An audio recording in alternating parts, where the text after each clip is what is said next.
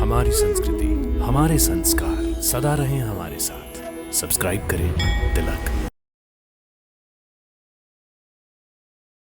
हमें लगता है कि बस हम ही सबसे सुप्रीम है, तो सारी दुनिया हमारे अराउंड घूम रही है। जो कहानियां हैं हमारे पुराणों में वो सिर्फ धरती तक लिमिटेड नहीं है। जो हमारी सृष्टि है, इसकी जो रचना है बेसिकली वो किसने की? एक कल्प में 14 मनवंतर, हर मनवंतर में 71 महायुग होते हैं। तो ब्रह्मा जी जो है, जो सृष्टि करता है, उनके 100 साल उम्र बताई जाती है। ह्यूमन टर्म्स में 311 ट्रिलियन ह्यूमन ईयर्स के आसपास आती है।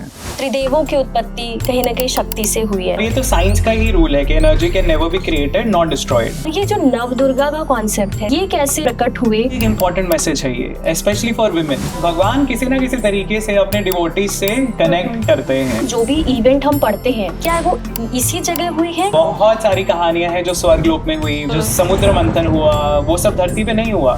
सृष्टिकर्ता बनते हैं तो वो ब्रह्मा का रूप लेते हैं। प्रिजर्वेशन करनी है तब वो विष्णु का रूप लेते हैं। चीजें डिस्ट्रॉय करनी है तब वो रुद्र का रूप लेते हैं। आने स्क्रिप्चर्स में कहीं भी ऐसे लिमिट नहीं किया है सिर्फ ह्यूमंस ही हैं या धरती ही है। वो यंत्र जब आता है तो एकदम बादलों की गड़गड़ाहट वाली आवाज होती है, तो वो एक ही सुप्रीम ब्रह्म है। तंत्र एक बहुत मिसअंडरस्टूड चीज है।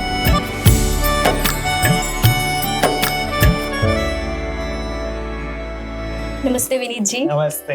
कैसे हैं आप? बहुत बढ़िया। आप एक फार्मा बैकग्राउंड से बिलोंग करते हैं, ठीक है? जितना मैं आपके बारे में मैंने पढ़ा है, मैं जानती हूँ। तो फिर ये सडन ये इस तरह की नॉलेज, स्क्रिप्चर्स एंड शास्त्रों के बारे में पढ़ना, इतना ज्ञान आपको कैसे आया? मतलब कैसे इंटरेस्ट है इसमें? सो ये सडन तो नहीं था एक्चुअली बचपन से ही मैं पढ़ रहा हूँ। और शुरुआत मैंने की थी अमर चित्र कथा कॉमिक्स से। ओके। जिनमें बहुत ही खूबसूरती से हमारी स्टोरीज, हमारे स्क्रिप्चर्स की कहानियां, हमारी हिस्ट्री की कहानियां, कॉमिक्स से ज्यादा ग्राफिक नॉवेल्स थे जो हमारे कल्चर से जुड़ी हुई हैं, हमारी कंट्री से जुड़ी हुई हैं, हमारी हेरिटेज का हिस्सा है जो हमें पता होनी चाहिए। आई थिंक वहां से एक मेरी फाउंडेशन बन गई थी। ओके, तो मतलब आप बचपन से ही इस तरह के सब्जेक्ट्स पढ़ते आ रहे हैं? बिल्कुल बिल्कुल। मुझे तो कहानियों का बहुत ज्यादा शौक है, अभी भी है, अभी भी मैं बहुत पढ़ता हूँ। और धीरे धीरे आई थिंक वो इंटरेस्ट थोड़ा और डेवलप हुआ जब मैंने स्क्रिप्चर्स एक्चुअली उठा रख के पढ़ने शुरू किए। भगवत गीता, भागवत पुराण, और पुराणों में भी बहुत सारी कहानियां हैं। जिसको कहानियों का शौक है ना, उसके लिए तो एक पूरा ट्रेजर है, एक खजाना है पूरा। तो क्योंकि आपने इतना कुछ पढ़ा है, जो हमारी सृष्टि है, इसकी जो रचना है बेसिकली वो किसने की? मैंने जैसे शिव पुराण पढ़ा तो उसमें शिव जी, किसी में देवी जी, किसी में कृष्ण विष्णु जी, सबके अलग अलग। तो आप मुझे आज क्लियर करिए कि एग्जैक्टली कौन सी शक्ति है इस फॉर्मेशन के पीछे? तो याचना जी, एक बहुत ही सिंपल चीज है, बहुत ही सिंपल कॉन्सेप्ट है। अनफॉर्चुनेटली हमें कोई बेसिक्स ही नहीं बताता हमारे रिलीजन के, सनातन धर्म के। हर पुराण एक अलग टाइम पीरियड की कहानी बताती है। तो ब्रह्मा जी जो है, जो सृष्टि करता है, जिन्होंने ये पूरा यूनिवर्स बनाया है, उनका जो टाइम पीरियड है वो डिवाइडेड होता है अलग अलग सालों में। उनके 100 साल उम्र बताई जाती है, उनके साल। ओके। जो ह्यूमन टर्म्स में 311 ट्रिलियन ह्यूमन ईयर्स के आसपास आती है। हर साल जो है उसमें 360 डेज होते हैं। ओके। और हर दिन को एक कल्प कहते हैं। तो हर कल्प की कहानी एक पुराण में है। ओ अच्छा। तो हर पुराण जो है वो उस दिन में जो इंसिडेंट्स हुए हैं उनको कलेक्ट करके हमारे सामने प्रेजेंट करता है। क्योंकि हर दिन में ब्रह्मा जी के चीजें अलग अलग तरीके से हुई। तो किसी दिन में शिव जी पहले प्रकट हुए, किसी दिन में देवी पहले प्रकट हुई, किसी दिन में विष्णु जी पहले प्रकट हुए। तो उस पुराण के हिसाब से उस दिन की कहानियों में वो सुप्रीम बन जाते हैं। उस दिन का पूरा दायित्व उन्होंने संभाला हुआ था। पूरी लिस्ट मिलती है कि कौन सी जो पुराण है, 18 महा जो पुराण है, वो किस किस कल्प की कहानी बताती हैं। सो उस कल्प में वो फॉर्म जो था भगवान का वो सुप्रीम था। पर अगले दिन में जब दूसरा कल्प चेंज हुआ, उसमें किसी और फॉर्म ने रिस्पॉन्सिबिलिटी उठाई सृष्टि की देखभाल करने की, तो वो उस दिन के लिए सुप्रीम है। एक्चुअली सारे ही फॉर्म सुप्रीम है, क्योंकि एक जो बेसिक कॉन्सेप्ट है वेदों में और उपनिषदों में जो मिलता है वो यही है कि एक पर ब्रह्म है, सुप्रीम ब्रह्म है। और वो अलग अलग रूपों में, अलग अलग फॉर्म्स में आते हैं हमारे से कनेक्ट करने के लिए। जैसे समझने के लिए बहुत सिंपल तरीका है कि अगर जब हम जैसे छोटे बच्चे थे तो आप घर में देखेंगे मम्मी पापा अगर काम पे जाते हैं, उनकी घर में वेशभूषा क्या होती है, बाहर जाते हैं ऑफिस जाते हैं तो वो क्या पहन के जाते हैं, घर में वो किन चीजों का इस्तेमाल करते हैं, घर में उनकी टोन कैसी होती है, बच्चों के साथ वो कैसे बर्ताव करते हैं, बड़ों के साथ कैसे बर्ताव करते हैं। वही अगर आप उनको ऑफिस में देखोगे तो आपको बिल्कुल अलग पर्सनालिटी उनकी नजर आएगी।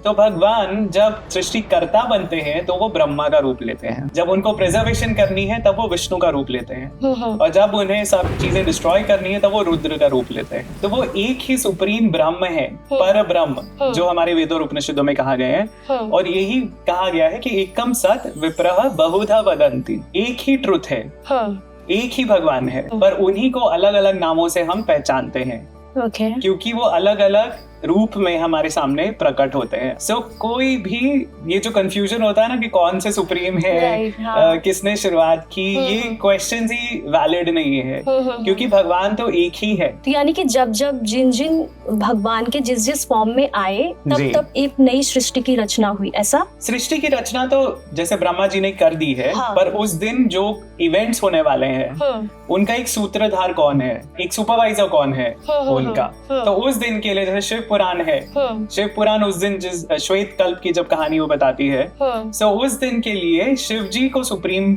अथॉरिटी दी गई है उस दिन के सारे इंसिडेंट्स के लिए। अच्छा। विष्णु पुराण जैसे लिखी गई है, विष्णु पुराण एक्चुअली करंट पीरियड के लिए रेलेवेंट है, जो हमारा अभी वराह कल्प चल रहा है और उसमें वैवस्वत मनवंतर में है हम अभी। तो वो हर दिन में कल्प में भी अलग अलग डिविजन्स होते हैं। ब्रह्मा जी का एक्चुअली टाइम पीरियड कितना हुआ है, तो उनके 100 इयर्स में से 50 साल हो चुके हैं। ये उनके 51st ईयर का पहला दिन है।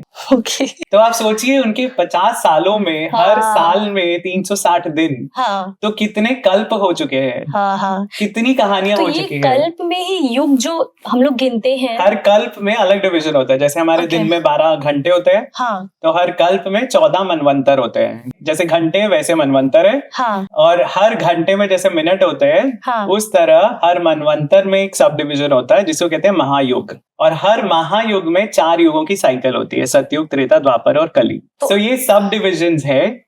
एक कल्प में 14 मनवंतर, हर मनवंतर में 71 महायुग होते हैं, और हर महायुग में 4 युगों की साइकिल होती है। तो हम जो अभी कलयुग की बात कर रहे हैं, आप देखिए हम लोग कहाँ है, इन्फिनिटेसिमल, मतलब बहुत ही इनसिग्निफिकेंट है।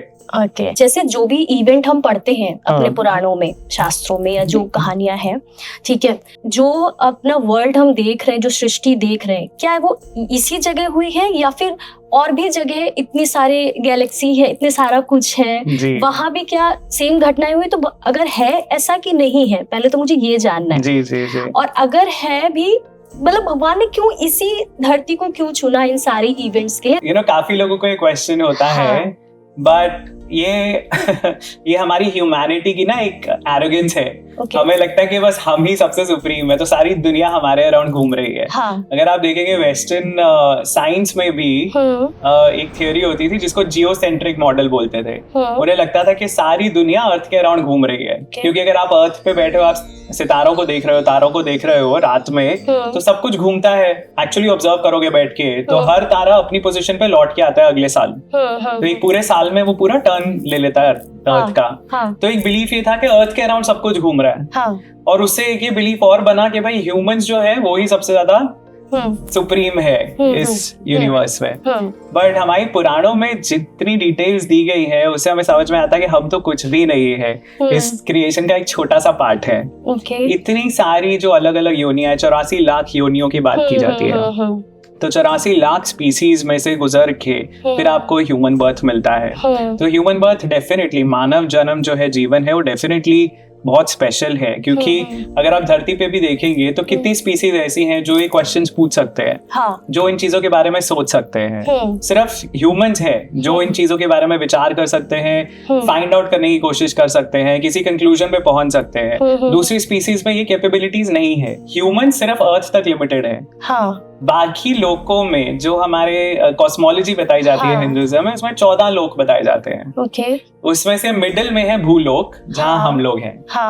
और भूलोक में भी 7 द्वीप बताए जाते हैं, जिसमें से एक है जम्बू द्वीप जिसपे हम हैं। तो 6 और द्वीप है ऐसे ही। और 14 लोग कौन जो 14 लोग हैं उसमें हमारे ऊपर भू के ऊपर भूवर स्वर्ग, जो हम गायत्री मंत्र में बोलते हैं। हाँ। ओम भूर भुवः स्वः। हाँ। सो हम ये 3 लोगों की बात करते हैं। पृथ्वी से लेकर सूर्य तक का जो रीजन है उसको भूवर लोक कहा जाता है। अच्छा। और सूर्य लोक से पोल स्टार जो है, ध्रुव तारा, उस तक का जो डिस्टेंस है, जो पूरा जोन है, वो आता है स्वर्ग लोक में। सो अगर आप कोई सीरियल देखोगे आपको ऐसे दिखाएंगे स्वर्ग तो एक शहर है, यू नो, एक सिटी है बादलों में उड़ती हुई। सही कह रहे हैं। क्योंकि किसी को पता ही नहीं है बेसिक्स, यू नो, पूरा एक जोन है। It is a part of a universe जिसमें पता नहीं कितनी कॉन्स्टलेशंस होंगी, कितनी उसमें प्लैनेट्स होंगे, कितनी सैटेलाइट्स होंगी जो इनहैबिटेड होंगी। सो हमारे स्क्रिप्चर्स में बताया जाता है कि सारे एरियाज इनहैबिटेड हैं। बहुत ही एक इंटरेस्टिंग कहानी है महाभारत में, जब अर्जुन को इंद्र स्वर्ग में बुलाते हैं। अर्जुन वनवास में जब है तब वो भटक रहे हैं इधर उधर, और उनको वो पूरी कोशिश कर रहे हैं सारे दिव्य अस्त्रों की नॉलेज लेने की, क्योंकि उन्हें पता है वापस जाके लड़ाई होगी। तो महाभारत वॉर की वो लड़ाई की तैयारी कर रहे हैं। तो वो अलग अलग जगह घूम के देवताओं को प्रसन्न करके, शिव जी को प्रसन्न करके, पाशुपात अस्त्र वगैरह वो सारे देवताओं के अस्त्र लेने की कोशिश कर रहे हैं।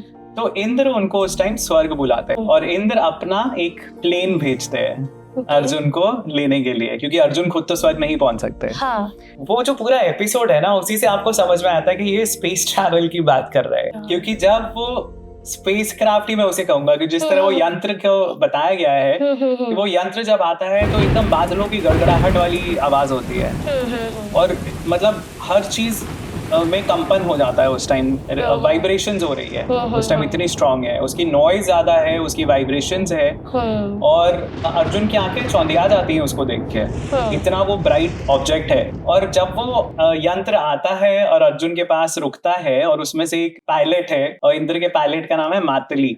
तो वो मातली उतरते हैं उसमें से, और वो अर्जुन को बोलते हैं कि ये इंद्र जो तुम्हारे पिता है उन्होंने भेजा है तुम्हें लेने के लिए। तो अर्जुन पहले डर जाते हैं कि मैं इसमें नहीं चढ़ूंगा। मतलब आप इमेजिन कर सकते हो कि टेक्नोलॉजी के बारे में बात हो रही है कि अगर एक इंसान, नॉर्मल इंसान जिसने कभी एरोप्लेन नहीं देखा है, आप उसको सडनली बोलोगे कि आपको इस यंत्र में बैठना और हवा में उड़ना है, तो उसके मन में क्या घबराहट होगी। और वो देख रहा है, फर्स्ट टाइम उसने देखा है एक एयरक्राफ्ट, और फिर वो बोलता है आप पहले इसमें जाके इसको स्टेबल करो फिर मैं चढ़ूंगा। फिर मातली जाते हैं और फिर अर्जुन चढ़ता है उसमें, और फिर वो शूट आउट करते हैं अर्थ से। और उसमें जो डिस्क्रिप्शन है वो क्लियरली ऐसा बताया गया है कि वो धरती छोटी होती जा रही है, उनको लोग जो है वो कीड़े मकोड़े की तरह दिख रहे हैं, और वो अब अंधकार में चले गए हैं पूरा। और वहां जाके जब वो ट्रैवल कर रहे हैं तो अर्जुन को रियलाइज होता है कि ये सारे जो ऑब्जेक्ट जिनको वो तारे समझता था, जिनसे रोशनी आ रही थी, वो एक्चुअली लोक हैं जिसमें लोग रहते हैं। और अर्जुन वहां देखते हैं प्लेन्स में फ्लाई करते हुए, विमानों में फ्लाई करते हुए लोग, जो एक लोक से दूसरे लोक जा रहे हैं। मतलब ये महाभारत में लिखा गया है। तो मतलब सेम चीज लाइक अभी जो हम जो फ्लाइट्स देखते हैं समथिंग ऑलरेडी इतना पहले। अब जो साइंस फिक्शन में देखोगे, स्टार वॉर्स मूवीज अगर आप देखते हो, वो इंटरगैलेक्टिक पूरा एम्पायर है। बिल्कुल वैसा ही बताया गया है स्क्रिप्चर्स में। तो हमारे स्क्रिप्चर्स में कहीं भी ऐसे लिमिट नहीं किया गया कि सिर्फ ह्यूमंस ही हैं या धरती ही है। बहुत सारे लोग हैं, और ये तो 3 लोगों की मैं बात कर रहा हूँ। उसके ऊपर और दूसरे लोग हैं, जन लोक है, महर लोक है, तपोलोक है। ऊपर वाले जो लोक हैं उसमें देवता, ऋषि, दिव्य आत्माएं जो हैं, गंधर्व, अप्सराएं, और जो लोअर लोक है हमारे से नीचे वाली तरफ जो लोक हैं, पृथ्वी के नीचे वो उसमें असुर प्रजाति के लोग रहते हैं। तो दैत्य, दानव, नाग लोक है। तो पाताल लोक उसी को पाताल लोक, हाँ, पाताल उनमें से एक है एक्चुअली। तो अतल, वितल, सुतल, तलातल, पाताल, ऐसे अलग अलग लोक है। उसके भी नीचे फिर नरक आता है। 28 या 24 नरक हैं उसमें, जो हेल है बेसिकली। सो और उसके नीचे फिर एक ओशन है जो कॉस्मोलॉजी में बताया जाता है, इनका कॉस्मोलॉजी। तो बहुत सारे लोग हैं, बहुत सारी योनियां हैं, बहुत सारे जीव है, और सिर्फ ह्यूमंस ही नहीं है। जो कहानियां हैं हमारे पुराणों में वो सिर्फ धरती तक लिमिटेड नहीं है। बहुत सारी कहानियां हैं जो स्वर्ग लोक में हुई। विष्णु जी के काफी अवतार हैं जो धरती पे हुए ही नहीं। जो अब जैसे नरसिम्हा अवतार था, या जो उनके मतलब जो राक्षसों को उन्होंने मारा, जो समुद्र मंथन हुआ, वो सब धरती पे नहीं हुआ। सो नरसिम्हा अवतार ऑफ कोर्स कहते हैं कि यहाँ धरती पे ही उनका किंगडम था तो राक्षस समुद्र का। मंथन कहाँ हुआ था फिर? तो समुद्र मंथन कहा जाता है क्षीर सागर में हुआ था। क्षीर सागर धरती पर नहीं है। क्षीर सागर है श्वेत द्वीप पे, जहाँ विष्णु जी रहते हैं। और ये कौन से लोक में है? ये पोल स्टार के पास है, ये ध्रुव लोक में आता है। ऐसा बताया जाता है ध्रुव लोक जो है वो एक्चुअली एक लोक है जो विष्णु जी का ही है। उन्होंने ध्रुव जो एक उनका डिवोटी था उससे प्रसन्न होके उन्होंने उसे अपना ही लोक दिया रहने के लिए, तो हम उसे ध्रुव लोक बोलते हैं, पर वो एक्चुअली विष्णु जी का लोक है इस यूनिवर्स के अंदर। और वहां पे श्वेत द्वीप है। श्वेत द्वीप इज व्हाइट आइलैंड, और उसमें क्षीर सागर है। उसमें जो ओशन है वो मिल्क ओशन है। और उस मिल्क ओशन में क्षीर सागर में समुद्र मंथन हुआ था। यानी कि अगर पृथ्वी की बात करें जिसको हम लोग देख रहे हैं, देख सकते हैं, जा सकते हैं, वहाँ के अगर इवेंट को हम देखें, इससे कनेक्ट करें, तो कौन से इवेंट आपके हिसाब से ब्रॉडली कि हाँ ये इवेंट यहाँ पृथ्वी पे हुए हैं? और पृथ्वी पे काफी सारे हुए हैं। आपको हमारे जो इतिहास है रामायण महाभारत वो तो यहीं पे हुए हैं। काफी अवतार जो है उनका लिंक है पृथ्वी पे कुछ ना कुछ कारण से, जैसे परशुराम जी हैं, मत्स्य अवतार हैं। तो मत्स्य अवतार जब हुए थे वो पृथ्वी पे ही हुए थे, क्योंकि पृथ्वी को ही बचाने का उनका जिम्मा था, उनका दायित्व था, क्योंकि पृथ्वी पूरी फ्लड में डूबने वाली थी। सो उसकी भी बहुत इंटरेस्टिंग स्टोरी है जो लोगों को पता नहीं होती कि मत्स्य अवतार में और क्रिश्चियनिटी में, इस्लाम में भी वो ही स्टोरी आती है नोआज आर्क की। नोआज आर्क की स्टोरी लोगों ने पढ़ी होती है, पर उनको ये नहीं पता होता कि सिमिलर स्टोरी हमारे कहानियों में है जिसको हम मनु कहते हैं। मनु एंड शत्रुपा। हाँ, तो मनु और शत्रुपा तो पहले थे। जैसे मैंने कहा मनवंतर होते हैं। तो मनवंतर का नाम मनु से आता है। अच्छा, ओके। हर मनवंतर में एक अलग मनु रूल करते हैं, तो वो मनु का अंतर है, मनु का इंटरवल है। मनु एग्जैक्टली है क्या? किसको? Manu is the first man. Okay. तो एडम जिसको बोलते हैं वेस्टर्न मैथोलॉजी में, सो एडम का काउंटर पार्ट है मनु। अच्छा, ओके। लेकिन हमारी मैथोलॉजी जो लोग मानते हैं मैथोलॉजी, पर हमारे जो स्क्रिप्चर्स के हिसाब से, हमारे लेजेंड्स के हिसाब से, हर मनवंतर में एक नए मनु होते हैं। अच्छा। तो ये मत्स्य अवतार की जो कहानी है वो हमारे अभी प्रेजेंट 7th मनवंतर के मनु की कहानी है, जो नोआज आर्क की स्टोरी से एकदम मैच करती है। जिसमें उसमें बेसिकली वो है कि जब प्रलय आने वाली थी, पिछला मनवंतर खत्म हो रहा था, तो भगवान मैसेज भेजते हैं। उसमें नोआ को मैसेज मिलता है गॉड की तरफ से दैट सारी चीजें डूबने वाली हैं, एक ग्रेट डिल्यूज आने वाला है। और यहाँ पे विष्णु जी, हमारे पुराणों के हिसाब से विष्णु जी एक मछली का रूप लेते हैं, छोटी सी मछली। और मनु जो है वो उस टाइम अपनी इवनिंग प्रेयर्स कर रहे हैं या मॉर्निंग प्रेयर्स कर रहे हैं, और वो जैसे हम अंजलि में जल लेते हैं चढ़ाने के लिए, तो वो ऐसे पानी देखते हैं, उसमें देखते हैं एक छोटी सी मछली है, और वो मछली उनसे बात कर रही है। और वो मछली कहती कि आप मुझे दोबारा पानी में मत फेंको, यहाँ बहुत बड़ी बड़ी मछलियां हैं, ये मुझे खा जाएंगी। तो उनको दया आती है उस पर और उसको घर ले आते हैं, वो अपने कमंडल में रख लेते हैं। तो थोड़ी ही देर में वो मछली इतनी बड़ी हो जाती है, वो कमंडल से बाहर निकलने वाली हो रही होती है। तो वो कहती है मुझे किसी बड़े पात्र में रखो, तो दूसरे बर्तन में उसको डालते हैं। वो बड़ी होती रहती है पूरे दिन भर में, तो वो उसको नदी में ट्रांसफर करते हैं, नदी से फिर अल्टीमेटली समुद्र में ले जाते हैं उसको, और वो समुद्र से भी बड़ी मछली हो जाती है। तब उनको समझ में आता है ये कोई नॉर्मल क्रिएचर नहीं है, साधारण कोई मछली नहीं है ये। और फिर वो हाथ जोड़ के पूछते हैं कि आप कौन हो। तो विष्णु जी बताते हैं कि वो मत्स्य अवतार में आए हैं मनु को वॉर्न करने के लिए कि आज से 7 दिन बाद प्रलय होने वाली है और पूरी धरती डूब जाएगी पानी में।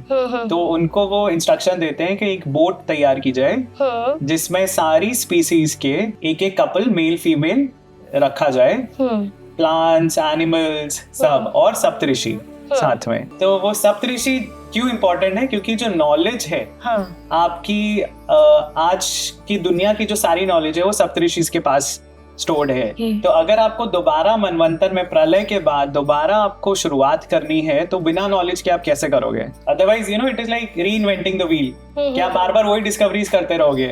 अगर आपके पास नॉलेज है कि हाँ ऐसे ऐसे इस तरीके से चीज होती है, तो यू हैव अ एडवांटेज।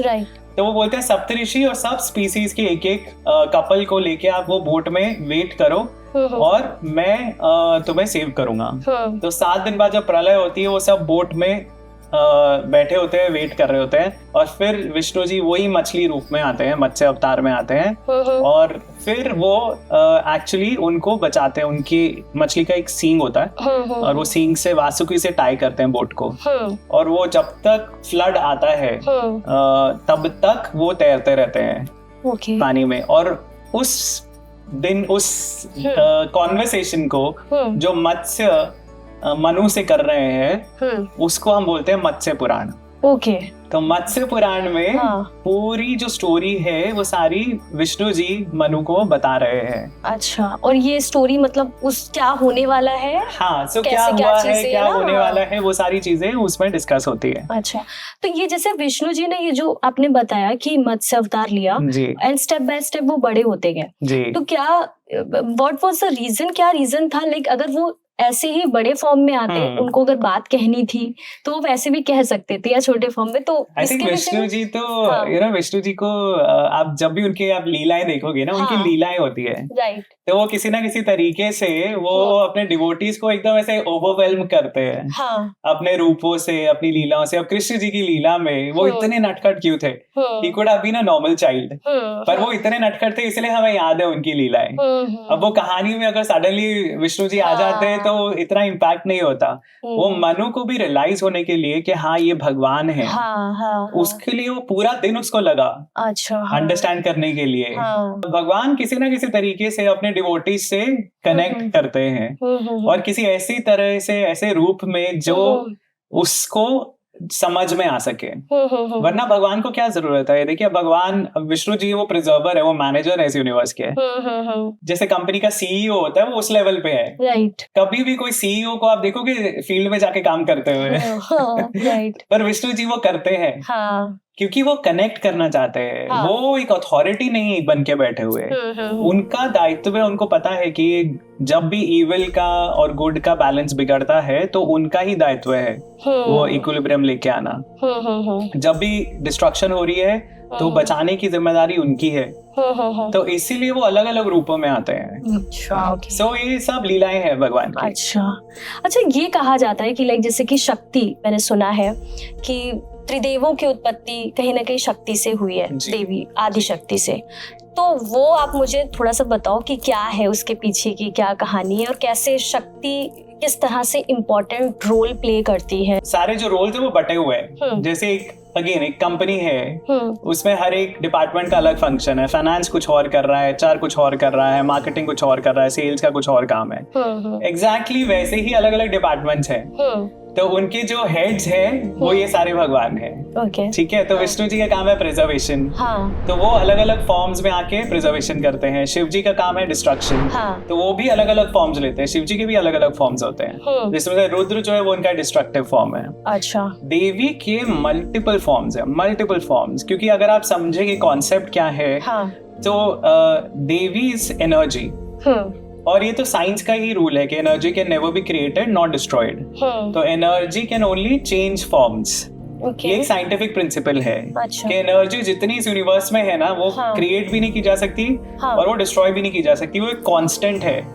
वो सिर्फ एक से दूसरा फॉर्म ले सकती है। अच्छा, तो शक्ति के मल्टीपल फॉर्म्स हैं, और वो हमें दर्शाते हैं कि without that feminine principle balance नहीं आता है। जैसे अब वेस्टर्न रिलीजन्स में कॉन्सेप्ट है एक मेल गॉड का, गॉडेस का कॉन्सेप्ट नहीं है। अच्छा, लेकिन हिंदू रिलीजन में, सनातन धर्म में एक बैलेंस के बारे में बात होती है कि मेल और फीमेल जब इकट्ठे होते हैं, शिव और शक्ति जब मिलते हैं, तभी सृष्टि का आरंभ हो सकता है।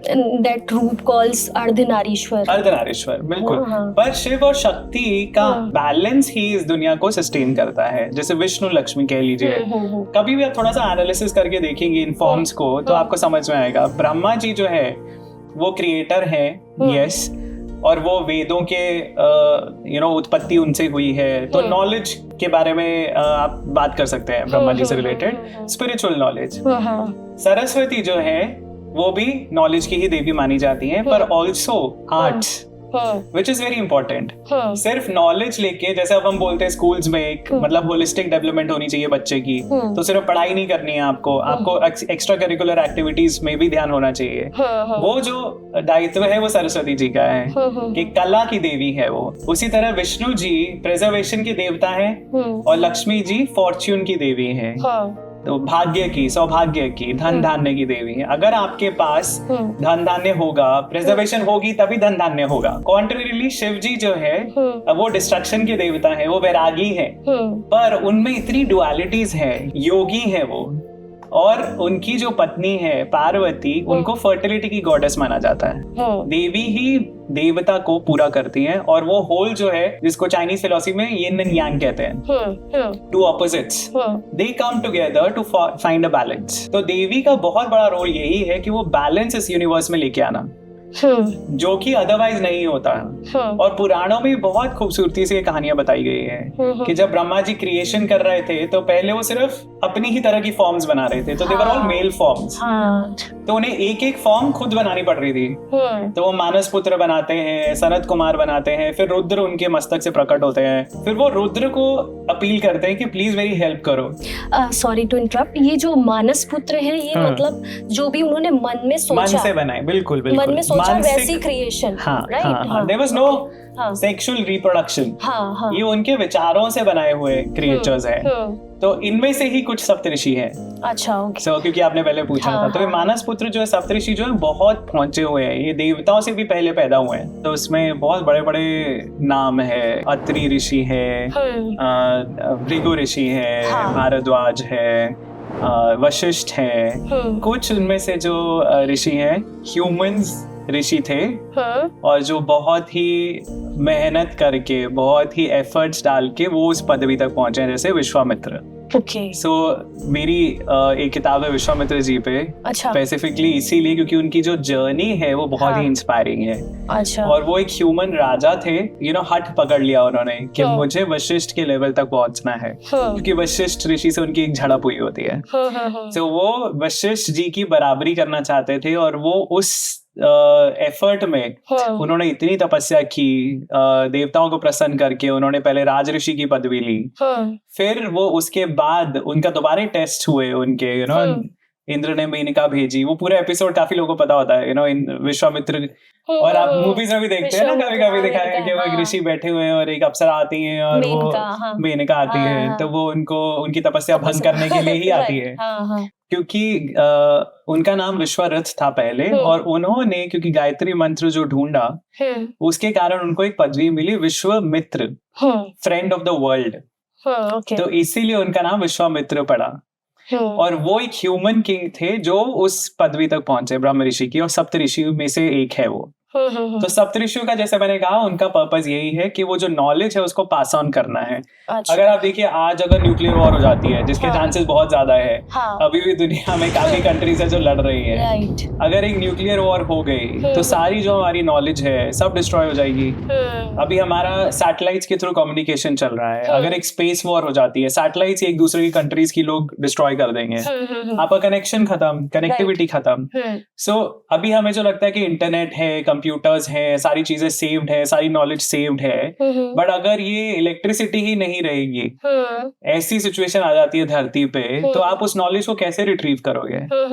तो सप्तऋषियों का जो कॉन्सेप्ट है वो यही है कि नॉलेज को हर बार जब क्रिएशन दोबारा शुरू होती है, उसमें प्रिजर्व करने के लिए सप्तऋषि ही वो रोल प्ले करते हैं। ओके, जैसे अभी आपने बोला कि सप्तऋषि हमेशा हर क्रिएशन के टाइम पे चेंज होते रहते हैं, राइट? तो क्या जब ये सृष्टि, जब कलयुग बोलते, कलयुग के अंत में सृष्टि का वापस से खत्म होगी और नया एक क्रिएशन होगा, तो क्या इसमें भी कोई दूसरे सप्तऋषि होंगे जो यहाँ के आज के हिसाब से? तो कलयुग, ये एक बहुत कॉमन मिसकंसेप्शन है कि कलयुग के बाद सारी सृष्टि खत्म हो जाएगी, वैसा नहीं होता। जैसा मैंने कहा, 4 युगों की साइकिल होती है, और ऐसे 71 साइकिल्स होती है हर मनवंतर में, और हर मनवंतर 14 मनवंतर जो है एक कल्प में आते हैं, उसके बाद प्रलय होती है। तो प्रलय हर युग चेंज के बाद नहीं होती सबसे पहले, तो वो बहुत बड़ी मिसकंसेप्शन है। लेकिन सप्तऋषि जो है वो हर मनवंतर में चेंज होते हैं। जो हमने बात की थी, एक कल्प में 14 मनवंतर होते हैं, तो हर मनवंतर में see it's like a change of government. जैसे हम बोलते हैं कि 5 साल के लिए गवर्नमेंट इलेक्ट हुई है, तो हर 5 साल बाद इलेक्शन होते हैं, प्रधानमंत्री चेंज होते हैं, कैबिनेट चेंज होती है, सब कुछ चेंज हो जाता है, सारे मिनिस्टर्स चेंज हो जाते हैं। वही कॉन्सेप्ट है, हर मनवंतर में इंद्र चेंज होते हैं। ओके, इंद्र भी किसी देवता का नाम नहीं है, इंद्र एक लीडर का नाम है। अच्छा, so Indra is a position. Okay, जो देवताओं का किंग है उसको इंद्र बोला जाता है। तो हर मनवंतर में इंद्र चेंज होते हैं, उनकी पूरी कैबिनेट चेंज हो जाती है। उसी तरह सप्तऋषि चेंज हो जाते हैं, जो उनकी काउंसिल ऑफ मिनिस्टर्स है। अच्छा, मनु चेंज हो जाते हैं। ओके, तो ये कॉन्सेप्ट है कि ये सारी जो चीजें हैं, ये पोजीशंस है, ये परमानेंट बीइंग्स नहीं है, ये पोजीशंस है जो चेंज होती रहती हैं। ओके, तो जैसे सप्तऋषि हैं, वैसे क्या देवियों में भी एक सप्त मातृका मैंने सुना है, तो वो भी क्या सेम ही तरीके से या वो क्या है? तो देवी के जैसे हमने शुरू में कहा कि देवी के बहुत फॉर्म्स हैं, तो मल्टीपल फॉर्म्स में देवी अवतरित हुई हैं, अलग अलग कारणों से, अलग अलग घटनाओं में उनका उल्लेख मिलता है। तो सप्त मातृका का जो कॉन्सेप्ट है वो बहुत सिमिलर है, जो मैंने पहले जैसे बताया कि बैलेंस मेंटेन करने के लिए मेल और फीमेल का होना जरूरी है। तो शिव जी की जो शक्ति है पार्वती, उनको हम देखते हैं वो फर्टिलिटी की गॉडेस मानी जाती है, पर शिव जी की अपनी जो एनर्जी है उसको हम बोलते हैं शिवानी। अगर उनको आप महेश्वर बोलोगे तो महेश्वरी, वो पार्वती का ही फॉर्म है। पार्वती उनकी एक गृहिणी वाला रूप है उनका, लेकिन जब वो एनर्जी के फॉर्म में आती है, वॉरियर के रूप में आती है, ये सारी जो सप्त मातृका है ना, ये वॉरियर गॉडेसेस हैं। ये लड़ाई करने के लिए जाती हैं। हाँ। सो देवताओं की जो एनर्जीज हैं, जो वॉरियर एनर्जीज हैं, फाइट करने जाती हैं, फीमेल वॉरियर्स, ये मातृकाएं हैं। अच्छा, ओके। तो कार्तिकेय को हम कुमार बोलते हैं, तो कुमार की एनर्जी है कौमारी। ओके, तो वो कार्तिकेय की ही वेपन्स लेके लड़ने जाती हैं। इंद्र की जो वाइफ है एक्चुअली शची है, पर इंद्र की जो वॉरियर शक्ति है उनको इंद्राणी बोलते हैं। ब्रह्मा जी की शक्ति है सरस्वती, पर उनकी जो वॉरियर फॉर्म है दैट इज ब्रह्माणी। तो वो ब्रह्मा जी की ही तरह कमंडल होता है उनके पास। वो अगर आपने देखा हो कुछ वैम्पायर वाली मूवीज में होता है, होली वाटर उनके ऊपर छिड़कते हैं तो वो भस्म हो जाते हैं, वैसा ही कॉन्सेप्ट है कि उनके कमंडल में वो होली वाटर होता है, जिससे वो एक्चुअली छिड़क के भस्म कर देती है राक्षसों को, असुरों को। सो ये सारी जो सप्तमातृका है, ये वॉरियर गॉडेसेस हैं। जो भी भगवान है, सातों गॉड, उनकी ही खुद की एनर्जी, उनकी एनर्जी है जो वॉरियर गॉडेसेस हैं। अच्छा, तो ये सप्तमातृका का कॉन्सेप्ट है। और ये क्योंकि एक लड़ाई हुई थी देवी की राक्षसों से, जिसमें उनको सपोर्ट करने के लिए ये सातों फॉर्म्स आए थे। और ये जो नव दुर्गा का कॉन्सेप्ट है, जो 9 देवियों के रूप है, ठीक है, ये कैसे मतलब प्रकट हुए देवी के, और किस रीजन से, मतलब क्या हुआ ऐसा जो देवी ने ये 9 दुर्गा स्वरूप लिए? सो 9 रूप जो है ना, ये एक्चुअली हमें लगता है अलग अलग हैं, बट अगर आप देखोगे, इसको एनालाइज करोगे, तो वो पार्वती के ही अलग अलग स्टेजेस हैं लाइफ की। हर दिन एक फॉर्म की पूजा की जाती है। तो वो स्टार्ट हम करते हैं शैलपुत्री से। अब शैल का मतलब होता है माउंटेन, पहाड़, पर्वत, और पार्वती का भी मतलब वही होता है पर्वत की बेटी, क्योंकि वो हिमालय की बेटी है। तो शैलपुत्री पार्वती का बचपन का फॉर्म है, जब वो पर्वत की बेटी है। उनकी आइडेंटिटी क्या है कि वो पर्वत की बेटी है, शैलपुत्री। क्योंकि कोई भी बच्चा जब छोटा होता है, उसकी आइडेंटिटी क्या है? उसने तब तक कोई अचीवमेंट्स नहीं की है, उसकी खुद की कोई क्वालिफिकेशन नहीं है, तो उस बच्चे की आइडेंटिटी उसके माँ बाप से ही होती है, राइट? सो फर्स्ट जो फॉर्म है वो शैलपुत्री का है। अब उसके बाद जो नेक्स्ट फॉर्म है ब्रह्मचारिणी का, उसमें वो एक टीनेजर के रूप में है। जब एक बच्चा बड़ा होता है, वो रियलाइज करता है कि उसे लाइफ में क्या चाहिए, और वो थोड़े एफर्ट्स डालने की कोशिश करता है। आप अपने एंट्रेंस एग्जाम्स के लिए प्रिपेयर कर रहे हो, या फिर आप कोई भी स्किल डेवलप कर रहे हो किसी प्रोफेशन में जाने के लिए, तो ब्रह्मचारिणी वो रूप है उनका। जब पार्वती, क्योंकि पार्वती सती का रीबर्थ थी, तो पार्वती का पर्पस था शिव जी के साथ जोड़ना दोबारा। वो ब्रह्मचारिणी रूप उनका, पार्वती का वो वाला रूप है जब वो तपस्या कर रही थी। बहुत कठिन तपस्या उन्होंने की शिव जी को प्राप्त करने के लिए। मतलब वो इतनी कठिन तपस्या थी कि सप्त ऋषि भी आके वहां पे बोल के गए कि इतनी कठोर तपस्या तो हम भी नहीं कर सकते। तो इतनी कठिन उन्होंने तपस्या की। ब्रह्मचारिणी रूप उनका वो है पार्वती जी का, जो नेक्स्ट स्टेज है। उसके बाद की जो स्टेज है, उनका तीसरी जो फॉर्म है वो है चंद्रघंटा, जिसमें Parvati ji is shown as a married woman. तो अब उनके पास सारे आभूषण हैं, सब, क्योंकि ब्रह्मचारिणी फॉर्म में वो एक साध्वी के रूप में है, और वो जो अगला फॉर्म है चंद्रघंटा का, उसमें वो सारे वेपन्स लिए हुए हैं अपने हाथ में, पूरे आभूषणों से सुसज्जित हैं। सो वो उनका मैरिड फॉर्म है, जो एक नेक्स्ट स्टेज होती है आपकी लाइफ की। उसके बाद जो फॉर्म है वो है कुष्मांडा का। उसमें now she is getting ready to become a mother. तो उनके हाथ में अभी भी आप देखेंगे तो सिंबलिज्म है ये बहुत ब्यूटीफुली, अगर आप एनालाइज करो तो पता चलता है। बाकी सब चीजें सेम है, पर उनके इस रूप में जनरली उनके हाथ में एक कुंभ दिखाया जाता है, एक घड़ा दिखाया जाता है, which represents the womb. So now she is getting ready to become a mother. उसके बाद जो फॉर्म आता है वो है स्कंद माता का। स्कंद इज कार्तिकेय, वो उनके बेटे हैं, उनके पुत्र हैं। तो ये उनका अगला फॉर्म है। जब एक स्त्री इन सारी स्टेजेस से निकलती है, finally she becomes a mother, और उस टाइम पे, उस स्टेज पे उनके लिए वही पूरी दुनिया है, उनका बच्चा ही उनके लिए पूरी दुनिया है, right, which is very relatable. तो इसलिए उनकी आइडेंटिटी ही वो है, स्कंद माता, she is the mother of God. उसके बाद जो उनके रूप है, अब ये सारी जो स्टेजेस थी उनकी एवोल्यूशन की, ये वो है जो मे बी जो सोसाइटी एक्सपेक्ट करती है ना, कि बच्चा बड़ा होता है, फिर वो करियर चुनेगा या लाइफ का कोई गोल चुनेगा, वो शादी करेगा, उनके बच्चे होंगे। तो ये सारी स्टेजेस उन्होंने पार कर ली। अब उसके बाद की जो स्टेजेस हैं वो दर्शाती हैं कि उन्होंने खुद क्या अचीवमेंट्स की। सो इसमें बहुत इंपॉर्टेंट लेसन है जो मैं बाद में बताता हूँ। तो जो अगला फॉर्म है वो है कात्यायनी का, और कात्यायनी देवी है दुर्गा माँ, जिन्होंने महिषासुर को मारा। सो सारी उनकी अचीवमेंट जो अब तक की थी वो उनकी सोसाइटी की एक्सपेक्टेशन के हिसाब थी, पर अब जो उन्होंने काम करने शुरू किए हैं, that is her real purpose.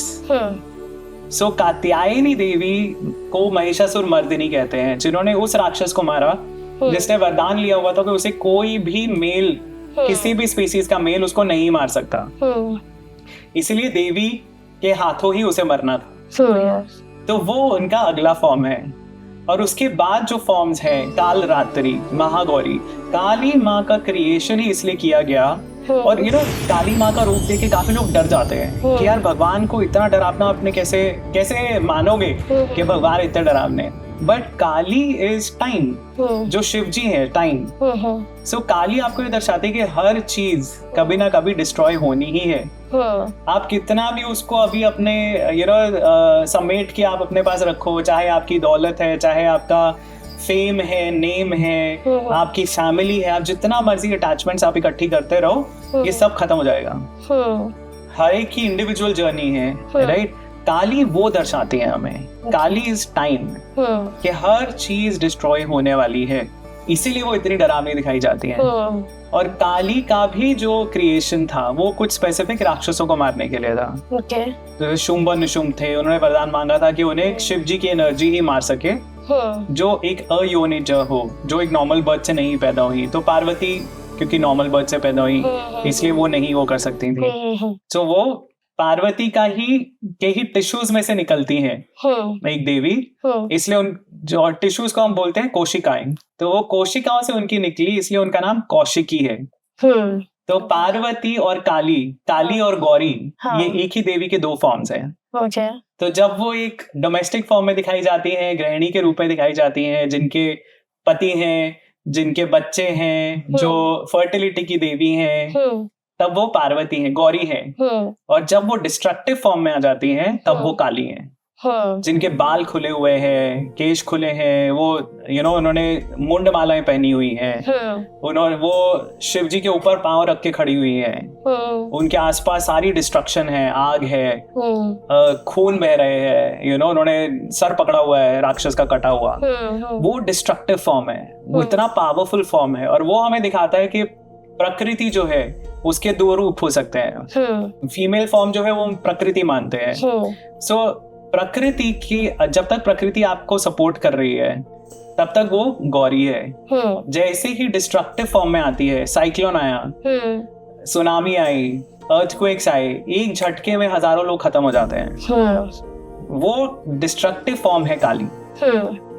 सो ये अगला फॉर्म है उनका।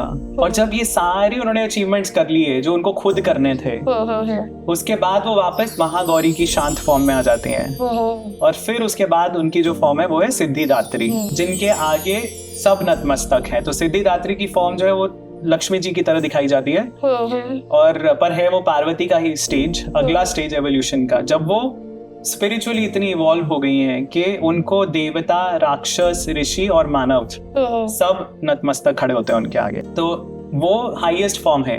तो ये नवदुर्गा जो है वो एक ही स्त्री के एवोल्यूशन को दिखाती हैं। और उसमें जो बहुत इंपॉर्टेंट मैसेज जो मैं कह रहा था पहले, वो ये है कि ये हमारी मतलब आज की सोसाइटी के लिए भी बहुत रेलेवेंट है, क्योंकि ये सारी स्टेजेस होती हैं हमारी लाइफ में। स्पेशली अगर किसी भी फीमेल की आप लाइफ में देखोगे, ये स्टेजेस होती हैं कि सोसाइटी उनसे एक्सपेक्ट करती है कि हाँ वो शादी करेंगी, बच्चे होंगे, संतान होगी, उसके बाद क्या। काफी लोगों को लगता है कि अब तो हमारी लाइफ खत्म हो गई, लेकिन नहीं, देवी की सारी अचीवमेंट्स उसके बाद हैं। महिषासुर को उन्होंने उसके बाद मारा, सोम निशुम्भ को, चंड मुंड को, सबको उन्होंने बाद में मारा। काली को चामुंडा भी कहते हैं, उन्होंने चंड और मुंड राक्षसों को मारा था। तो जो उनका रियल पर्पस था उनके प्रकट होने का, वो तो बाद में पूरा हुआ। और फिर उनकी खुद की एवोल्यूशन हुई एज महागौरी एंड सिद्धिदात्री। बहुत ही एक इम्पोर्टेंट मैसेज है ये, स्पेशली फॉर विमेन, कि आपकी लाइफ खत्म नहीं हुई है शादी के बाद या बच्चे होने के बाद। आप खुद को रीडिस्कवर करो, और क्या पता क्या क्या अचीवमेंट्स आपकी लाइफ में फ्यूचर में है अभी अचीव करनी। हाँ, वही मुझे लग रहा था कि जो जितने भी आपने जैसे भी बहुत अच्छे से नरेट किया, जो भी शक्ति का या जो देवी का जो रूप जो भी प्रकट हुए, वो उनका मेन कहीं ना कहीं रीजन ये राक्षसों का संहार यही था, नेगेटिविटी को खत्म करना। क्योंकि अगर हम देवताओं के हिसाब से भी देखें तो कुछ राक्षसों को शिव जी ने उनका संहार किया है, अदरवाइज मोस्ट ऑफ द देवी जी के द्वारा ही किए गए। बिल्कुल, राइट। तो वो क्या वो ऐसा वरदान मांग लेते थे इस वजह से? तो राक्षस तो जैसे टिपिकल विलेन्स दिखाते हैं। अब जैसे हमने पहले लोकों की बात की थी, तो लोअर लोक में जो है वो असुर रहते हैं। असुरों में अलग अलग कैटेगरीज होती हैं, दैत्य हैं, दानव हैं, राक्षस हैं। फिर राक्षसों में भी अलग अलग कैटेगरीज होती हैं। अब इनका जो पर्पस है ना, इनका जो ड्राइविंग फोर्स है लाइफ का, वो है ग्रीड एंड लस्ट। जैसे कोई मतलब काफी हिस्ट्री में भी हमें ऐसे लोग मिलते हैं जो काफी किंग्स थे, जो सिर्फ अपना किंगडम अच्छा बना के लोगों को खुशहाल देख के खुश थे। पर काफी किंग्स ऐसे भी हुए जिन्होंने दूसरों के ऊपर चढ़ाई की, दूसरे किंगडम्स पर अटैक किए। उनकी कभी कमी पूरी ही नहीं होती थी। उनको लगता था कि भाई हमें अपना किंगडम बढ़ाना है और बढ़ाना और बढ़ाना है। बहुत सारे ऐसे इंसिडेंट्स हैं हमारे हिस्ट्री में, बहुत सारे ऐसे फिगर्स हैं। सो पूरा ब्रिटिश एम्पायर ही दुनिया पे छाया हुआ था, क्योंकि मोर वाली जो ग्रीड थी। तो राक्षसों की जो कॉन्सेप्ट है वो वही है कि उनको कभी संतुष्टि नहीं मिलती जितना उनके पास है, तो इसीलिए उनको नेगेटिव माना जाता है। क्योंकि देवता क्यों पॉजिटिव है? देवता अपने स्वर्ग में है और वो खुश है वहां पे। वो कभी किसी पे अटैक नहीं करते। कभी उन्होंने धरती पे अटैक नहीं किया, कभी उन्होंने किसी और लोग पे अटैक नहीं किया।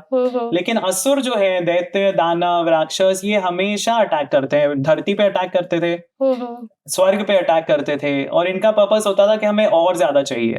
अब वो करने के लिए उनको पावर्स चाहिए स्पेशल। देवता भी बहुत पावरफुल होते हैं, तो उनको स्पेशल पावर्स चाहिए, तो उसके लिए वो वरदान मांगते हैं। कभी ब्रह्मा जी से, कभी शिव जी से। विष्णु जी से क्यों नहीं कभी मांगते? क्योंकि विष्णु जी कभी वरदान देंगे ही नहीं उनको। तो देखिए, ब्रह्मा जी तो क्रिएटर है, उन्होंने ही सबको बनाया है। उनके लिए सब बराबर है। राइट। तो जैसे एक पिता के लिए दो बच्चे हैं, दो बेटे हैं, एक बदमाश है, एक शरीफ है, पर पिता के लिए या माता के लिए दोनों बराबर है। ब्रह्मा जी के लिए वो इसीलिए राक्षस हो, असुर हो, दानव हो, नाग हो, यक्ष हो, गंधर्व हो, कोई भी हो, ह्यूमन हो, उनके लिए वो सब बराबर है, क्योंकि वो सब उन्होंने क्रिएट किए। अब विष्णु जी का पर्पस है प्रिजर्वेशन, तो वो कभी भी वरदान ऐसा नहीं देंगे जिससे बैलेंस बिगड़ जाएगा। तो इसलिए राक्षस उनकी प्रेयर ही नहीं करते हैं। शिव जी जो है उनको हम भोलेनाथ कहते हैं। तो वो बहुत इजीली प्रसन्न हो जाते हैं। तो कोई भी अगर सच्चे मन से उनकी उपासना करेगा तो वो खुश हो जाते हैं, वो वरदान दे देते हैं। जबकि वो भी जानते हैं कि आगे जाके प्रॉब्लम क्रिएट करेगा, लेकिन उनके लिए भी अगेन वो बच्चा ही है उनके लिए। राइट। तो वो भेदभाव नहीं करते, वो वरदान दे देते हैं। अब उसका भुगतान करना पड़ता है विष्णु जी को, क्योंकि उनको कोई ना कोई ऐसी फॉर्म लेके आनी पड़ती है वो राक्षसों को डिस्ट्रॉय करने के लिए, जैसे नरसिम्हा की थी। पर राक्षस ऐसे ऐसे वरदान मांगते हैं जिसमें से अब कुछ ने जैसे नरसिम्हा का जो अवतार था, हिरण्यकशिपु ने वरदान मांगा। सबसे पहले ये लोग मांगते हैं वरदान कि भाई मैं अमर हो जाऊं, और भगवान कोई भी हो हमेशा उनको यही समझाते हैं कि देखो अमर कोई भी नहीं हो सकता, जो भी पैदा हुआ है उसको कभी ना कभी मरना है। चाहे आपकी उम्र 100 साल हो, 1000 साल हो, कितनी भी लंबी खींच लो, एक दिन तो आपको मरना ही है। देवता भी अमर नहीं है। फिर वो कोई युक्ति ढूंढते हैं कि हम अपनी एज प्रोलॉन्ग कैसे करें। तो हिरण्यकशिपु ने वरदान मांगा कि ठीक है मैं अमर नहीं होऊंगा, लेकिन मुझे ना कोई दिन में मार सके ना रात में, ना घर के अंदर ना घर के बाहर, न जल में न धरती पे, ना अस्त्र से ना शस्त्र से। तो वो ऐसा वरदान मांगता है कि वो एक सॉर्ट ऑफ इम्पॉसिबल सिचुएशन हो गई कि अरे अब आप मारोगे कैसे इसको। हाँ वो अमर नहीं है, पर उसने इतनी सारी कंडीशंस मांग ली कि आपको एक स्पेशल क्रिएट करनी पड़ेगी सिचुएशन। और इसीलिए भगवान विष्णु नरसिम्हा रूप में आते हैं। वो बोलता है ना कोई नर मार सके ना पशु मार सके, तो भगवान आधा नर और आधा पशु रूप लेके आते हैं। और जैसा मैंने कहा भगवान सीईओ है विष्णु जी, उनको कोई जरूरत नहीं ये सब करने की, फिर भी वो करते हैं। वो एक बहुत बड़ा एग्जाम्पल है हमारे लिए कि यार अगर वो जो इस दुनिया के प्रिजर्वर हैं वो हटते नहीं जो जरूरत है करने की, तो आप लोग क्यों शर्माते हो करने में। तो वो एक ऐसा रूप लेके आते हैं जो उसकी सारी कंडीशंस पूरी करता है। वो ना नर है ना पशु है, वो संध्या के टाइम आते हैं, ना दिन है ना रात है, वो उसको घसीट के लेके जाते हैं दहलीज पे घर की, जो ना घर के अंदर है ना घर के बाहर है। वो उसको उठा के अपनी जंघा पे रखते हैं, तो ना वो धरती पे है ना वो जल में है ना आकाश में है। और फिर ना वो अस्त्रों से ना शस्त्रों से, वो अपने नाखूनों से उसको मारते हैं। राइट। ये सारी जो वरदान इनके होते हैं वो इनकी प्रोलॉन्ग करते हैं लाइफ, पर एक लिमिट तक ही कर सकते हैं। तो उसी तरह महिषासुर था जिसने वरदान मांगा था कि उसकी मृत्यु किसी भी स्पीसीज के मेल से ना हो, तो वो थोड़ा ज्यादा स्मार्ट निकला। उसको लगा होगा कि मतलब वो लोग शायद स्त्रियों को या उनको उतना कुछ नहीं समझते। एग्जैक्टली। तो वो आसुरिक टेंडेंसी जो है ना वो नजर आती है कि उनको लगता है कि स्त्रियां पावरफुल नहीं हो सकती। तो उसने वरदान मांगा कि भाई मैं इतनी सारी चीजें करूं जो हिरण्यकशिपु ने की, उससे अच्छा मैं सिंपल एक वरदान मांग रहा हूँ कि किसी भी स्पीसीज का कोई भी मेल मुझे नहीं मार सकता। तो इसीलिए फिर देवी प्रकट होती है उसको मारने के लिए। ऐसा भी कुछ है कि देवी काली जी के रूप से शिव जी ने मतलब बोला था उनके रूप को लेकर कुछ, और फिर उन्होंने गौरी का रूप लिया था, ऐसा कुछ था। प्लीज मुझे वो थोड़ा सा बताइए। ये तो शिव पुराण की कहानियां जो है ना वो बहुत ही मजेदार लगती है मुझे। तो बहुत इंटरेस्टिंग लगती है, क्योंकि आप अगर वो पढ़ते हैं ना, ये देखिए पुराण जो लिखे गए हैं ना सबसे पहले वो हमें समझना चाहिए क्यों लिखे गए। क्योंकि जो कॉन्सेप्ट्स हैं सनातन धर्म के उनको बहुत ही सुंदरता से एक कहानी के रूप में एक्सप्लेन करने के लिए पुराणे लिखी गई। तो पुराणों में वो जो कहानियां वो ऐसी है जो रिलेटेबल है। तो शिव और पार्वती की जो कहानियां हैं उन easily you can relate yourself कि अगर एक कपल है, मॉडर्न कपल, हस्बैंड और वाइफ है, गर्लफ्रेंड या बॉयफ्रेंड है, आपस में क्या लड़ाई झगड़े होते हैं, आपस में किस तरह की तू मैं होती है, कुछ ईगो क्लैशेस होंगे, कुछ किस चीज पे मतभेद होगा, वो सारी चीजें उनकी कहानी में मिलती है। तो ये बहुत ही सुंदर कहानी है। जैसे शिव जी मजाक में ही, क्योंकि हमें ऐसा लगता है कि शिव जी को हमेशा डार्क दिखाते हैं, बट एक्चुअली शिव जी का जो कलर है वो व्हाइट है। अच्छा, कर्पूर गौरम उनको बोलते हैं। हाँ। और पार्वती जो थी ओरिजिनली शी वाज डार्क। तो ये काली का जो स्वरूप है क्या? हाँ, वो उसमें से ही निकलता है। अच्छा, ओके। इसे जो मैंने पहले कहा था कौशिकी वो निकलती है, तो वो जो डार्क फॉर्म है वो अलग हो जाता है, और जो बचता है वो फेयर फॉर्म बचता है गौरी का। पर उसके पहले ये इंसिडेंट होता है। और शिव जी उनको चिढ़ा नहीं रहे होते हैं, वो अपनी तरफ से वो पोएट्री कर रहे हैं। और वो बहुत ही रोमांटिकली उनको बोलते हैं पार्वती जी को कि हमारी जो जोड़ी है वो ऐसे लगती है जैसे मॉनसून क्लाउड्स में बिजली चमक रही हो। It's a very beautiful simile, right? या जैसे चंदन के पेड़ पे सर्प लिपटे हुए होते हैं, तो वैसे ही वो ऐसे इंसिडेंट्स वो मतलब एग्जांपल्स वो देते हैं। पर पार्वती जी को लगता है कि ये उनके लिए इंसल्ट है कि भाई तुम मुझे डार्क बोल रहे हो, कि मेरा कम्प्लेक्शन डार्क है। और शिव जी हैरान हो जाते हैं कि अरे यार तुम ऐसे क्यों रिएक्ट कर रही हो, कि हमारा जो प्यार है, वी आर सोलमेट्स। हम फिजिकल फॉर्म पे डिपेंडेंट नहीं है। ये जो फिजिकल फॉर्म वाला जो प्यार है कि किसी और को देख के आपके मन में भावना कुछ जागृत होती है, specially male and female forms की ऑपोजिट्स की जो अट्रैक्ट होते हैं, वो कामदेव के द्वारा है। क्यूपिड है उसके लिए, जो लव गॉड है, उसकी क्रिएशन बाद में की गई है। हम लोग तो पहले से ही सोलमेट्स हैं और हमारा जो प्यार है वो फॉर्म के ऊपर डिपेंड नहीं करता है। हम लोग एक दूसरे के साथ कनेक्टेड है हमेशा से, क्योंकि ये लीला है। तो उनको ये पर्पस अचीव करना था, क्योंकि ये शुंभ और निशुंभ ने वरदान मांगा था उनको एक ऐसी शिवजी की ही शक्ति मारे जो अयोनिज हो। अयोनिज मतलब जो नॉर्मल डिलीवरी से नहीं पैदा हुई है। अच्छा, ओके। उसके लिए उनको ये पूरा एनैक्ट करना था सिनेरियो। तो पार्वती जी नाराज होकर चली जाती हैं कि नहीं नहीं, अब तो मैं अपना कलर चेंज करके ही वापस आऊंगी। वहां से कैलाश से दूर चली जाती हैं और ब्रह्मा जी को तपस्या करके प्रसन्न करती हैं और फिर ब्रह्मा जी उन पे गंगा जल छिड़कते हैं एंड वो शी बिकम्स फेयर। जो उनका डार्क पार्ट है वो निकल के अलग कौशिकी बन जाती है, गॉडेस। ओके, काली। अच्छा। और काली को भेजा जाता है फिर शुंभ निशुंभ से लड़ने के लिए। ओके। तो एक पूरा बैक स्टोरी है उसकी, क्यों ये रूप देना था। अच्छा। लेकिन उसको याद रखने के लिए, उसको रिलेटेबल बनाने के लिए पुराणों में ऐसे कहानियां बताई जाती है। अच्छा अच्छा। कि ताकि आप आइडेंटिफाई कर सको कि हाँ, पति पत्नी के बीच में ऐसे ऐसे झगड़े होते हैं और ऐसे ही बहुत सारे इंसिडेंट्स है उनके। अच्छा, देवी के ये जो रूप है, लाइक बोले जाते हैं कि 64 योगिनी, ये कैसे, मतलब ये कौन सी देवी के फॉर्म है और क्या है ये कॉन्सेप्ट? देवी एक ही है, अगेन जैसे मैंने कहा, भगवान एक ही है, उन्हीं के अलग अलग फॉर्म्स होते हैं। उसी तरह देवी भी एक ही है और उन्हीं के अलग अलग मल्टीपल फॉर्म्स है। कई राक्षसों से लड़ाई में जब वो पूरी पूरी अपनी सेनाएं लेके आते हैं तो देवी के अंदर से ही ये सारी फॉर्म्स निकलती हैं। नव दुर्गा की, सप्त मातृकाओं की, 64 योगिनियों की। और एक पूरा इंसिडेंट है जिसमें 10 महाविद्या जो है फॉर्म्स, वो क्रिएशन उनकी बताई जाती है। सो पार्वती से पहले जो पार्वती का पिछला जन्म था वो सती का था। सती के पिता जो थे दक्ष, वो एक यज्ञ करते हैं क्योंकि उनको शिव जी पसंद नहीं होते हैं। तो अगेन उसमें वो दिखाते हैं जैसे ससुर और जमाई के बीच में ईगो क्लैशेस होते हैं, वो है उस स्टोरी में। तो दक्ष यज्ञ करते हैं बहुत बड़ा और वो शिव और सती को नहीं बुलाते। अब सती को पता चलता है कि यज्ञ हो रहा है और वो कह रहे हैं कि भाई मेरे पिता के घर में इतना बड़ा यज्ञ है, सब देवी देवताओं को बुलाया है और हमें नहीं बुलाया, उन्होंने अपनी ही बेटी को नहीं बुलाया। तो वो शिव जी से आर्ग्यू करती हैं कि मुझे जाना है और शिव जी उन्हें समझाते हैं कि देखो, अगर इनविटेशन नहीं आया तो नहीं जाना चाहिए, कहीं पे भी बिना बुलाए नहीं जाना चाहिए, वो अपनी ही मानहानि होती है उसमें। सो आप मत जाओ। पर सती को उस टाइम क्रोध आ जाता है। एक तो वो पहले ही एजिटेटेड होती है कि मुझे क्यों नहीं बुलाया है मेरे पिता ने, और उनको बहुत ही इम्पेक्चुअस दिखाया, उनको बहुत ही वॉलेटाइल टेम्पर वाला उनको दिखाया गया है सती को। और वो क्रोध में आके ना वो शिवजी को दिखाती हैं कि भाई मैं तुम्हारे सबऑर्डिनेट नहीं हूँ, I am an equal part of you, you know, कि स्त्री हूँ मैं, लेकिन मैं तुम्हारी आज्ञा नहीं मानने वाली।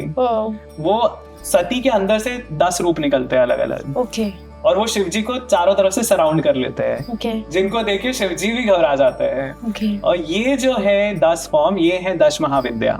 जो काली और उनके अलावा और अलग अलग फॉर्म्स हैं। तो काली, तारा, षोडशी, भुवनेश्वरी, भैरवी, छिन्नमस्तिका, धूमावती, मातंगी, बगलामुखी और कमलात्मिका। तो ये 10 फॉर्म्स हैं जो अलग अलग वो तब प्रेजेंट करती हैं शिव जी को दिखाने के लिए।